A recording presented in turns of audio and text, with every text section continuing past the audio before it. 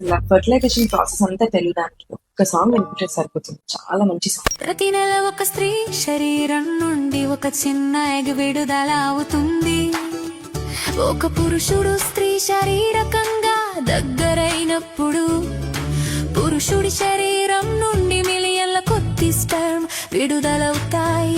అవన్నీ ఆ ఒక్క ఎగ్ ని కనుగొనడానికి ప్రయత్నిస్తాయి. కానీ ఒక్క స్పెర్మ్ మాత్రమే ఆ ఎగ్ లోకి ప్రవేశించగలుగుతుంది. ఆ స్పెర్మ్ లోపలికి ప్రవేశించిన వెంటనే మరే ఇతర స్పెర్మ్ లోపలికి రాకుండా ఉండేందుకు ఎగ్ వెంటనే తన చుట్టూ తానే మూసుకుపోతుంది.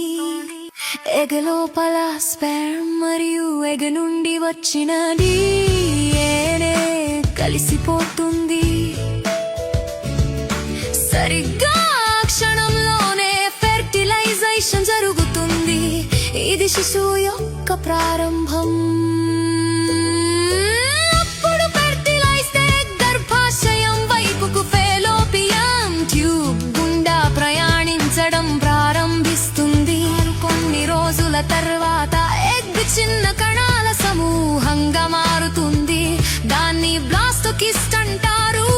5 లేదా 6 రోజుల ప్రాంతంలో బ్లాస్టోకిస్ట్ తన చుట్టూ ఉన్న షెల్ నుండి బయటకు వచ్చి గర్భాశయం గోడకు అతుక్కుంటుంది. దీనిని ఇంప్లాంటేషన్ అంటారు. అప్పుడే శిశువు యొక్క అసలైన పెరుగుదల ప్రారంభమవుతుంది.